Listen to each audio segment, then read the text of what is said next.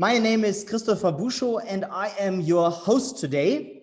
I'm an assistant professor at Bauhaus Universität Weimar.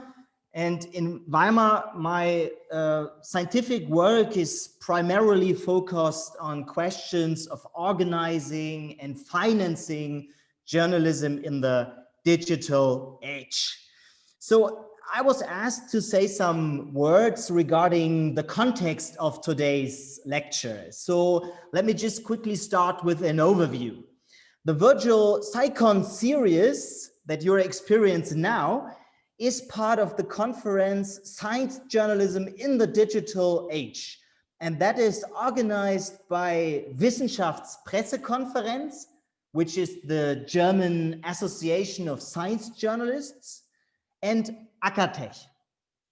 And in May next year, there will also be a non-virtual part of the conference that will take place in Freiburg and is called the SciCon Working Conference. And there we will discuss what we can do for science journalism in Germany, especially against the background of these expert lectures we are hearing in this lecture series. So we will bring together international experience to draft policy recommendations for science journalism. And the working conference, as well as our online lecture series, are made possible thanks to a grant from the Germany's Federal Ministry of Education and Research. Just to make sure, all of the lectures will be recorded and transcribed to create a knowledge repository for the discussions in Freiburg next year. So everybody, please note that our Zoom session today will be recorded and that you, with your participation in this conference, accept that your voice and your picture that you are sharing with us are recorded. Now I'd like to proceed as follows. I would recommend that you, as the audience, if you have any thoughts or questions on the lecture we will hear in a minute, that you write them in our chat or collect them for the Q&A after the 30 minutes lecture we will hear now. So collect your questions or write them in the Zoom chat while you hear the lecture. So now it's my big pleasure to introduce to you our today's guest of the virtual SciCon conference. And this is our speaker today, Professor Julia Cagé. She is an assistant professor of economics in the Department of Economics at Sciences Po Paris. And she is also the co-director of the Laboratory for Interdisciplinary Evaluation of Public Policies. And she is also, as I read, a board member of AFP, which actually is the third largest international news agency in the world. And in 2015, she published her book, Saving the Media, which since that day has been translated to more than 10 other languages, among them also Japanese and Korean. And this is really a wonderful book. I got here in German, in the German version, and I'd like to recommend to all of you. So Professor Cagé, thank you so much for joining us today. We are very delighted to have you here and are very much looking forward to your presentation. So the floor is yours. Thank you very much. And thanks, Christopher, for the invitation and for the introduction. I will try to be careful regarding the time and not to talk more than 30 minutes. I guess, Christopher, you are going to monitor the chat. In case you want to interrupt me, like during the lecture, with questions from the chat, please really feel free to do so. I would be more than happy to pause from times to times. So I am going to present you today what is kind of a summary of my book, Saving the Media, but much more than that.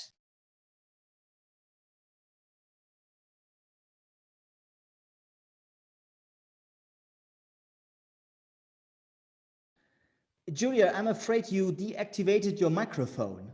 Did? Okay. Okay, is it working now? Yeah. So I was telling you that I'm going to kind of summarize Saving the Media, but I will go much further because the book was written in 2014. It was published in English in 2016, in French in 2015. It was 5 years ago, and so many things happened for the media industry between 2015 and today that I need always to keep thinking, and I had also the opportunity for the past like 5-6 years to work with a number of like scholars, to work with a number of media companies in order to better understand the crisis at play and to provide like a good solution. What did not change since 2014, it's a conviction that I have, and I think more and more people share this conviction. And this conviction is that the news media, a little bit like universities, provide a public good. So universities, they provide a public good that is called education. The news media, they provide a public good that is called information. And I guess that information is as useful as education is. And I am used to define democracy not only by one person, one vote, but by one informed person, one vote. And the institution that is in charge of like providing us with this information is the media industry. This media industry is suffering a crisis that I'm trying to like describe during this short lecture. And so like I think we have been many scholars thinking about like proposals to go out of this crisis. If I am not wrong, you already heard Victor Picard, or you will. But a scholar like Victor Picard is also like defending like this idea of public funding for the media, non-profit media organization. I'm going to describe this solution, and I am also going to present you an innovative form of public funding that is called the media vouchers. But first of all, let's look at the state of the media and try to understand where the problem comes from. It's a little bit hard to summarize, all the problem facing the media industry as of today. So I decided to summarize these issues with one graph, which is the evolution of the newspaper advertising revenues as a share of GDP in the US since 1950. I decided to show you this plot for two reasons. The first reason, and I think this is kind of key, is that the collapse in advertising revenues, now a lot of people are thinking about it with respect to the COVID crisis. Before, like a lot of people was associated it with the entry of the internet, and that's true, that it's kind of speed up this collapse in 2000. Then there is like one more drop in 2007, 2018 with the economic crisis. But the truth is, as a share of GDP, newspaper advertising revenues have been collapsing since 1956, a very long time ago. And I have a number of research papers where I try to understand this collapse in advertising revenues. And the fact that it began in the middle of the 1950s is linked to the fact that this collapse at the beginning was partly driven by competition from TV. Competition from TV was a big negative shock on advertising revenues for newspapers. And now competition from the internet is a big negative shock for advertising revenues of TV and of newspapers. And the truth, and the reason why I really want to highlight this plot, is that when you see such a long decreasing trend, it means that we won't be able to reverse the trend. We can kind of like smooth the decrease, but we won't be able to be back to a situation that has characterized the media market from 1830 to 1950, which is a situation where newspapers are largely funded by advertising. And it does not mean that there is no advertising revenues. In fact, there is some advertising revenues around, These advertising revenues are mainly going online today. So there is less and less advertising revenues for newspapers, for magazines, for even movie theaters, a little bit still for TV, but this is declining. The share of advertising for newspaper is declining. Then you can tell me, okay, this is not such of an issue, because if you look at newspapers, what they are doing now is that they're going online. So they are having their own website. You have the pure online media, but you also have the website, you know, the New York Times, the Washington Post, like any large newspapers in the US or in Europe. The big issue is, if you look at online advertising, there is a huge digital advertising market. This market is growing, but this market is entirely captured by two players. And these two players are called Google and Facebook. And at the end of the day, if you look at the digital advertising market, it is a duopoly. So you can have, like, you know, a few dollars for the media, a few dollars for newspapers, but really not enough to pay for a newsroom. Okay. So first thing, you have this collapse in advertising revenues. Second thing, this is not the same plot as before, but it looks like exactly the same. Why? Because we have not found a way to compensate the collapse in advertising revenues by other sources of revenues. These are the total newspaper revenues in the US since 1956. And you see, you know, that there is a one-to-one translation between the collapse in advertising revenues and the collapse in the total newspaper revenues. And you know, the reason of the economic crisis of newspapers is mainly linked to this drop in advertising revenues, not so much to the drop in circulation revenues. You have some drop in subscription, in circulation revenues, in particular since 2000, but it has been compensated more or less in terms of revenue by an increase in the subscription price. The drop in advertising revenues have not been compensated. Now, what are the consequences of this decrease? I could show you the numbers for like 10 different countries. At the end of the day, this is a little bit what I do in the book. I go like all over like European countries. I tried, given this presentation was short, to be consistent and focused on one country, mainly the US. This is the main consequence of the collapse in advertising revenues. You have a drop in the number of journalists. You have less and less and less and less people that are employed as journalists. You see that very clearly if you take the whole number of journalists. It's even more striking. This is a green line on which you have the scale on the left, right-hand side. If you look at the number of journalists as a share of the working population. Now I just want you to compare two plots. The number of journalists and the newspaper advertising revenues. And what we see is that there is kind of a one-to-one relationship between newspaper advertising revenues and the number of journalists. What does it mean?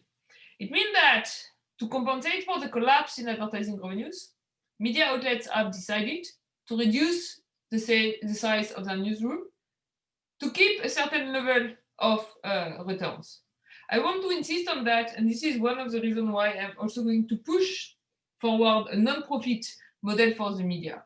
If you look at the US during this time period, the 1980s, a number of media outlets are publicly listed media outlets. They need to make enough money to give back dividends to their shareholders. And given that they need to give back enough money to their shareholders, they cannot lose money, or they cannot reduce, in a sense, their returns on investment. And so they have reacted, in a sense, in a one-to-one way to the collapse in advertising revenues by reducing the size in their newsroom. Is that an issue? And one thing I want to highlight here is simply the fact that this decrease in the number of journalists is not only due to the fact that we a number of newspapers have disappeared in recent years. That's true. The number of newspapers have disappeared. But on top of it, you see a decrease in the average size of the newsroom. Okay. Should we care about it? Yes, we should care. We should care about it. Why? Because of the production function of the media industry. The production function of the media industry is characterized by increasing returns to scale. What does it mean? It means that what is costly is the cost of producing the first newspaper, or is the cost of writing the first article. This depends on the number of journalists on staff. And at the end of the day, and this is even more true like today, in an era where like newspapers are going online, so you don't even need to pay for like distribution or like paper or ink, just need to produce like news article. Okay, you need to pay to produce news article. And the fact is that in this world, if you reduce the size of the newsroom, at the end of the day, you are going to reduce the quantity of information you produce. You are going to reduce the quality of information you produce. I have spent the last 5 years doing research, documenting the causal impact of like having like more journalists on the quality of information produced, like number of investigation, originality of the articles. If you work in the media industry, I guess you will never wonder whether more journalists is better. You will think that it is better. If you work as an economist, unfortunately, from time to time, you need to convince your colleague who are going to say, oh, but if you have less journalists, it just means that journalists now are more productive. And so there is productivity gain. So at the end of the day, you can produce, high quality content with less journalists. It is not true. You cannot produce very high quality journalism with very small newsroom. So this collapse in advertising revenues, which linked to a collapse in the size of the newsroom. It has direct consequences on the information that is provided to citizens and how well we are informed. And on top of it, we have to highlight that for those journalists who still have a job, there is an increasing casualization of the profession. So in front of that, and I'm sorry I'm going like quickly through that, I will be more than happy to answer two questions later on. But in front of that, what can we do? The first thing that I want to highlight is, as I was telling you before, the media provides a public good information, and this information we need it as citizens. And in particular, like in 1 week now, there will be the election in the US, and we know the role played by fake news. In 2016, during the previous elections, on the role played by fake news in Bolsonaro elections, it's kind of key to have a well-informed electorate. Okay. The thing is, if you look at a public good, one of the characteristics of a public good in general is that a public good cannot be delivered efficiently by the market. You need some government intervention. Okay. I'm not the first one to support public funding of news, and this is not a novel thing.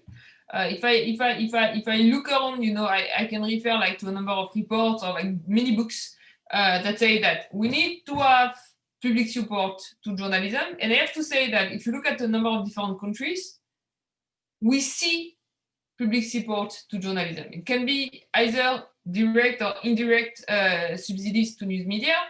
And of course, one of the dimensions of public support to journalism is the funding of public broadcaster. At the same time, we cannot ignore one very strong argument in opposition to public funding of journalism, that is a threat to editorial independence. Public subsidies may open the door for manipulating journalists and inducing media bias in favor of the government. We know that in some countries, the government use public money, either in the form of public subsidies or in the form of advertising. In the case of advertising, this has been very well documented for Argentina, for example, to keep media in line. And we also know that public subsidies may be misappropriated.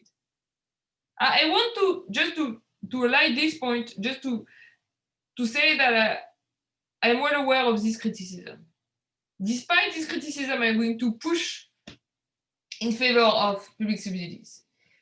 And in fact, we have developed with a number of colleagues, so Joshua Gansh, Ellen Goodman, Brian Knight, Andrea Pratt, Guy Rolnick, and Anya Schifrin, who have made a proposal to have a new way to publicly subsidize the media with no government intervention. And this is what we have called the private media voucher system. What is this private media voucher system? The idea is to give each adult a media voucher worth 50 euros per year to donate to her favorite media outlets. Okay. This is in the spirit of like the democratic vouchers that have been advocated for by Larry Lessig or that I've also like advocated for in my new book, The Price of Democracy in the Form of Democratic Equality Voucher. Concretely, how does it work? Concretely, every year, you know that citizens have to fill their tax returns. When they do fill their tax returns, they indicate the tax administration, the media outlets to which they want to allocate their media voucher. In a sense, when I am presenting in general this proposal abroad, people react by saying that, oh, this is how it works for the funding of religion in Germany. So the German example always comes back on the table. There are a number of differences with the funding of religion in Germany, but still this idea of using the tax returns, I think, is key here. In detail, how does it work? First, who are the media outlets who could benefit from the media voucher? Basically, all of them, okay? Because we want to guarantee that the list of the media that could benefit from the voucher is as extensive as possible. And we also want to guarantee that the vouchers are used to fund the production of information.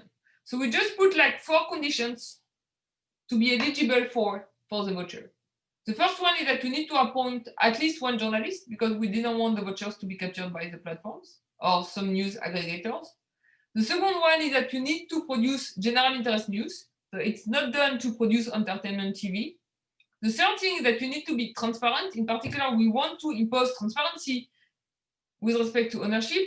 And the fourth one is that you need to be ethical. It means that you need to adopt an ethical code of conduct. Second point, and it was key in the way we defined this proposal, how to guarantee an enough degree of pluralism and avoid concentration. Because if you have such a scheme where you offer citizens every year the opportunity to fund the media outlets of their choice, they can decide, all of them at the end of the day without coordination, they can decide to fund the same media. And we don't want that because we want enough pluralism. So what we did is that we decided to introduce a threshold. And we said that a given media outlet cannot receive more than 1% of the total number of media vouchers. So the third question is, what happens in the event of an overallocation? So when one media outlet receives more than 1% of the total amount of the vouchers, or in the case a citizen decides not to allocate the voucher. In the case a citizen decides not to allocate the voucher, given that we want enough public funding for the media industry, we still want this voucher to be allocated. So we say that in this case, the unallocated vouchers will be allocated at the function of the allocation of the other vouchers. So our allocation rule will just rely on the preferences expressed by citizens and avoids any government intervention. Okay. So this is the first proposal that I really want to highlight here. Sorry. This is something that is not in saving the media, because we thought about it like 4 years later, and because the situation is like worse today than it was in 2015. But I think this is part of the solution, in particular for countries like the US, where as of today, there is basically no public funding of the media. The second thing that I really want to push is this idea of like helping non-profit media. What is the advantage of the non-profit form of the media is that as for the media vouchers, it can be used as a way to publicly fund the media through tax reduction without government intervention. Okay. At the same time, there are a number of limits of the non-profit media outlet, and I want to take here the example of Bertelsmann. Bertelsmann is Germany's largest media firm. It's owned by the Bertelsmann Foundation, which is a non-profit entity. And we see with this example, at the same time, the advantages of the non-profit model and the limit of the non-profit model. Advantages of the non-profit model: what you aim at maximizing the quality of information, not your returns on investment. Plus, given that this is owned by a foundation, it cannot be sold to outside actors. This is a way, to protect stability and to avoid the entry of like billionaires or like some telecom tycoons or Jeff Bezos in the capital of some large newspapers. What is the limit of this model? That it is good in terms of non-profitability, but at the same time, it's not a very democratic model. In particular, there is no voting rights for small donors. If I were to use what Rod Benson says about foundations for the media industry, foundations are ultimately donor-controlled rather than member-controlled organizations. And so what we see is a concentration of power in a couple of hands. And this is really what was at the center of my proposal of non-profit media organization. It was at the same time to have a model that is a non-profit media organization, but organized democratically. So what is a non-profit media organization? This is a new model that is intermediate in status between public companies and non-profit foundations. And again, back to the first slide, this is inspired by the model of the great international universities, which combine, as media should, commercial and non-commercial activities. And so the goal is at the same time to secure the permanent financing for the media by freezing their capital, and a foundation allowed to do that. And the second goal is to limit the decision-making power of outside shareholders with constraining bylaws. So in my proposal, the non-profit media organization is a non-profit company, so it must invest any surplus revenue back into the organization. The shareholders are not allowed to withdraw, and the contributions are tax deductible. As in a public company, there are a lot of stakeholders, so a lot of small donors to this foundation, each of them with voting rights. But what is key is that the voting rights do not increase proportionally with the shares in the company. Now, how do you do that? You can do that in many ways. For example, with the US law, you can have kind of what we call shares with vote A, shares with vote B. So some shares of capital can be worth 10 votes, some other 1 vote. In the proposal I make in the book, I say that below a certain threshold, you are allowed to gather to form an association, for example, a readers association. Above a certain threshold, let's say 10% of the capital, your voting rights increase less than proportionally with the capital shares, so that even if you have the majority of the capital, you cannot have the majority of the votes. And below this threshold, investors could receive a proportionate boost in their voting rights. Okay. The idea here, is really to have more democratic power sharing, to have a new place for societies of readers and a new place for employees, and to allow a democratic reappropriation of the media by those who produce and consume the news, rather than by those that have enough money to buy media outlets. Given that I strongly believe into this idea of non-profit media owned by readers and owned by employees, I decided, to try to act directly. I was elected in January of this year as president of the Society of Readers of Le Monde. So Le Monde is the largest French-speaking newspaper in the world. Le Monde, until 2010, was mainly owned by its employees, journalists, and readers. Then it changed in 2010. I do believe that it's not because things have been different for the past 10 years, then the only model today to produce high quality news is to have newspapers or media outlets owned by billionaires. I do believe that we can have some industrial ownership of media outlets together with votes and rights for readers and for employees. This is why we have created with the Society of the Readers of Le Monde, with the Pôle d'Indépendance of Le Monde. So the Pôle d'Indépendance of Le Monde is an association gathering all the employees and journalists, as well as the historical shareholders of Le Monde, together with the readers of Le Monde. A new association that is called Ambudemont. And the website is both in French and in English, so you can go to the website if you wish to. The idea of this initiative and of this website is to say, okay, now there is a threat on media independence. I think that part of the solution is through having innovative model for the governance and shareholding of the media outlets. And this innovative model should involve employees and readers. How do we do? I think we need to put in place some association. So this is the case of Ambudemont, that is going to convince citizens to contribute to the funding of the media outlets. You can be a member of this association by just contributing €5 or €10 or €15. This is a democratic association. So even if you give 5, 10, 15, €500, you will have the same voice, like one person, one vote.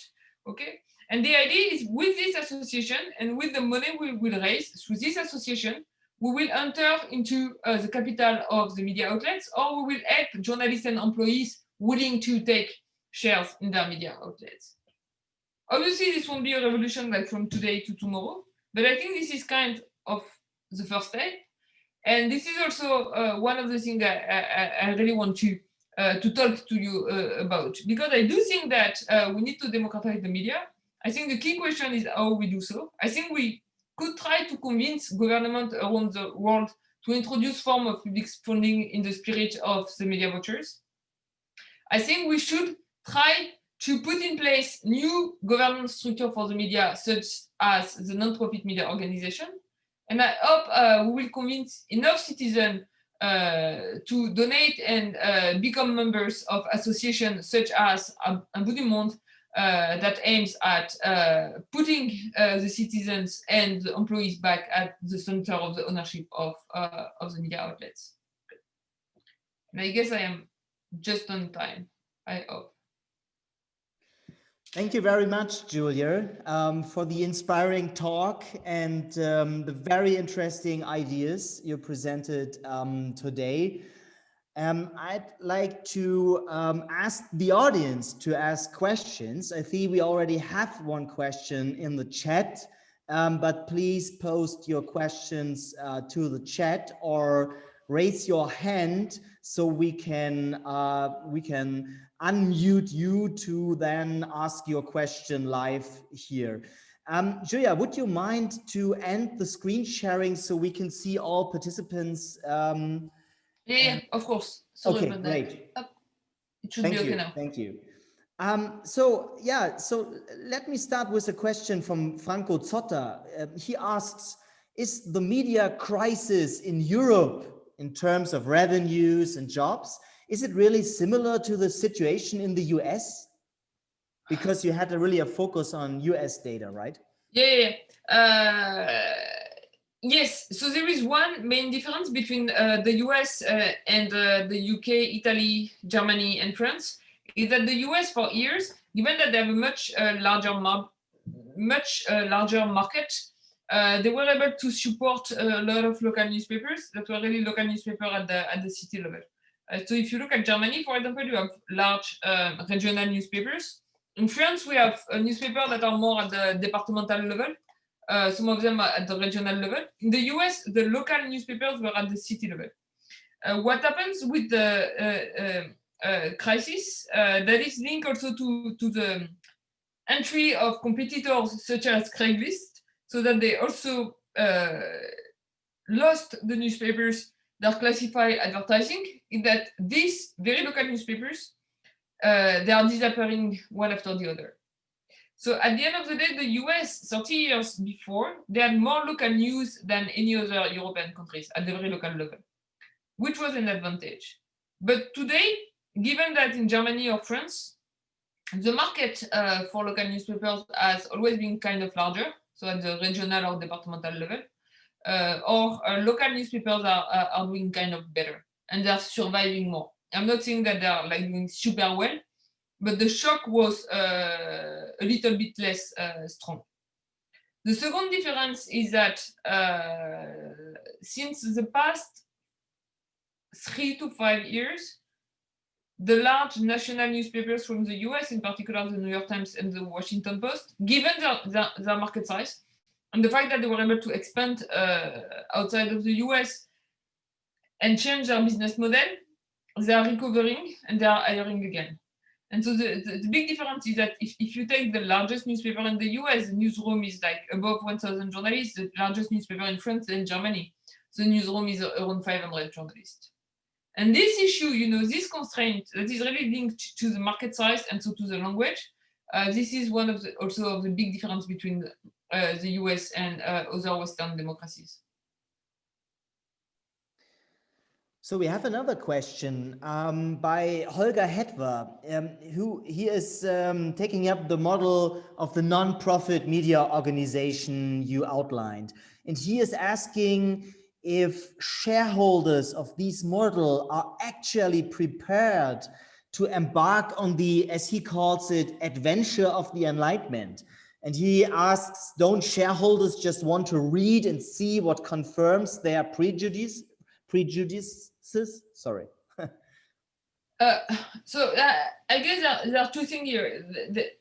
One is the question of like whether the existing shareholders will be willing to share the capital, the governance, and the power.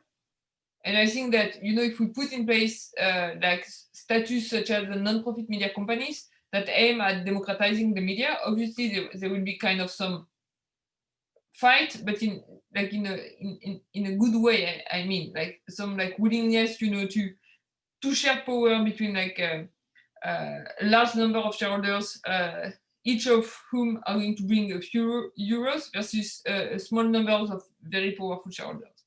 And the second issue, I think, which is kind of key, is whether we think readers or citizens are good shareholders, or whether they're going to try, you know, and what is a good shareholder? A good shareholder is a shareholder who is going to protect the independence of the media, and in particular, you know, the working condition of the journalist. And so when you talk with journalists, you know, some of them are kind of afraid. They say, yeah, but you know, if we were to obey, between quotes, our readers rather than obeying our actual shareholders, it would be kind of bad because readers may have very strong bias. What I really want to highlight here is that when I talk about the non-profit media organization giving more power to readers, when I talk about the association Ambudemont, the idea is to give more power to citizens as shareholders of the media, but it means that they should behave as shareholders. It's to say, never intervene into the editorial decisions. And I think this is what is kind of key. When you act as a reader, you can complain as a reader, but then you don't act as a shareholders. When you act as a shareholders, you should just guarantee the freedom of journalists, and you should never intervene in the editorial choices of the media outlets.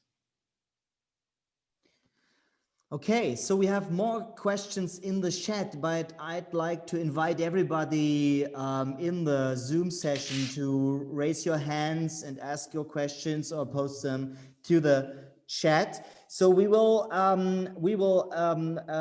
will ask a question Volker Stollertz raised in the chat. He's skeptical of what you said regarding the idea that more journalists means more quality news, because he says with digital investigations, research, journalism is much easier than before in non-digital times. So one journalist can research more and more cooperation is possible in less time with digital tools. What is your take on that, Julia? It is not true. And this is, I say that like very strongly because I did research and like write a number of papers on that, where I do analyze the causal effect of change in the size of the newsroom on quality news, and in particular on quality news in the digital era. Now, why isn't it true? First of all, I do agree that digital tools, they help a lot. And at the end of the day, there are some stuff like the Panama Papers things that would not have been possible without the internet and digital tools. It does not mean that it was easy. At the end of the day, it was very hard and very long. It involved many journalists for months to work on the data, to try to understand what was going on. And at the end of the day, you know, the technological progress of the past years, perhaps they help journalists to analyze such large data sets, but at the same time, they also create more difficult problems that need to be analyzed. So this is really the first thing. And the second thing, you know, for a number of things, like just to like fight against corruption, do some investigation, go in the field, whatever, you need real humans. So the digital tools can help, but it does not mean that it makes your job more simpler. And even the fact that, you know, before people were seeing that, yeah, but now everyone can be a journalist, you have a lot of citizen journalists, and you know, you're in the street during a protest. We no longer need journalists to cover the protest because people with their cell phone are going to film and they are going to circulate what is happening. Look at what is happening now. We are spending times and money and a lot of times and a lot of money to fight against fake news, to fight against deep fake. When you have like some image or picture of protest newsroom or the news agency, they need to double check.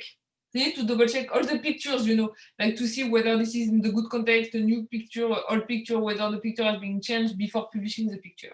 So at the end of the day, it raises a number of questions, a number of difficulties, all this technological change. And on the one hand, it helps. On the other hand, it makes the journalist's life much more complicated. And when you look at the data, and when you compare newsroom, either you compare newsroom at a given moment T, or when you look at a given newsroom over time, you see that each time you have a collapse in the size of the newsroom, you have a negative impact on the quality of the news that is produced, not the quantity. Because one thing is true, with the internet, you can produce like a lot of news very easily just by copy pasting what your competitors are doing. So quantity can increase, but quality news is a function and will stay a function, I'm afraid, of the size of the newsroom. We have another question by Franco Tota, who is interested in pluralism. He says, your concept equates media pluralism with a functioning media system. Isn't plurality just a part of the media system's benefit to democracy? Do you have an idea how to promote quality in journalism with your concept of media vouchers and not just plurality? So one of the key questions we raised when we were working on the media vouchers was whether we should have conditions to be eligible to the media vouchers that depended on the size of the newsroom. And at the end of the day, we decided one journalist is enough. And you can say, yeah, one journalist is enough, but you won't have like high quality news with only one journalist. Why did we decide to do so? We wrote the report in 2019. It was in the middle of the introduction of some public funding for the media outlets in Canada, where the Canadian government put some threshold. I guess you needed to have above 5 journalists to benefit from public funding. And it had some strong consequences. In particular, it was a way to impede the creation of any new media outlets, and in particular, like small media outlets at the local level doing investigation. So I guess one way to solve this issue, by which I mean to ensure pluralism, fund media outlets that produce quality news, but do not introduce a system that is going to penalize new media outlets. One way would be to say that this media vouchers money could be only used to hire journalists or to fund the payroll. So to say, okay, this cannot be used to pay for like technological innovations or to pay for your rent, whatever. We should focus on like spending more money on journalists. But the last point I want to highlight, and this is what I'm now trying to do, so I'm in the middle of that, is it's super hard to find some quantitative and systematic measure of what news quality is. It's very hard to define quality news. And I just want to give you one example. If I take a newspaper like Le Monde or local daily newspaper, when I do read Le Monde, I guess I am better informed and I am much more happy that when I do read a local daily newspaper. Now, if I ask my grandmother, that has done less studies than I, and that is more used to watch TV than to read newspapers, she will get more information out of the local newspapers than out of Le Monde, because she might find Le Monde a little bit too technical. So in terms of the quality of the newspapers, and if you define the quality of a newspaper as the amount of information it brings to citizens, the local newspapers will be of better quality for my grandmother, and the national newspaper will be of better quality for me. So how do you find, systematic way to define quality news? We don't really know. It's a little bit the same thing that when we try to have some algorithm to automatically identify fake news, and this is where the difficulty is. And so we need to implement tools that are not too restrictive and that do not impose any definitions that might create a number of bias. Okay, so I'd like to join two questions that just arrived here in the chat. So this is basically about helping journalism with private market-based business models. So we, on the one hand side, have the question of Karl Urban, who is interested if new formats, new genres like podcasts can help journalism strive again, so like private journalism. And Franco Tota is connecting this question with Mediapart, a France startup, and he asked, isn't Mediapart a proof that with a good editorial concept, a classic market-based business model can be realized in the digital age?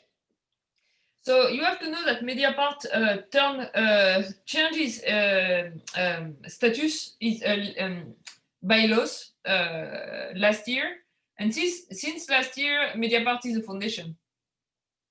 So they decided to turn non-profit, and they decided to turn non-profit for two reasons. The first reason is that they wanted to secure their capital, so to be sure that they won't be bought by some aggressive outside shareholders. And the second thing is that they are making money now, but they wanted to be sure to reinvest, all their profits to secure the work of Mediapart for the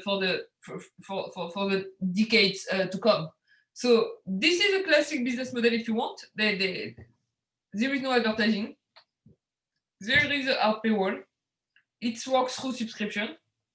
And in fact, in terms of commercial model, I'm completely fine with that. What is interesting is, and I've been working with Mediapart for years, is that at the time of thinking about their governance and shareholding model, they decided that it was better to be non-profit than to be for profit. So, now they are non-profit, and I guess it also tells us something about where the future of the news should be. And could you say something about the role of new formats like podcasts, if they could help the news industry, in your opinion, to build new business models or new revenue opportunities in the future? So what is key for me, I really don't care about the support, to be totally honest. I really don't care whether we listen to radio or to podcast, consume news on paper or consume news on the internet or watch TV. And that's something that is completely key. It depends on the person. What I do care about is the size of the newsroom, the number of journalists working. Podcast, for example, it's kind of something super funny, because if you had asked people 10 years ago, do you believe in podcasts? Where everybody was thinking about how should I introduce videos everywhere, people would have a lot. And at the end of the day, it works pretty well. It works well, I guess, not because it's a radio format, even if it helps.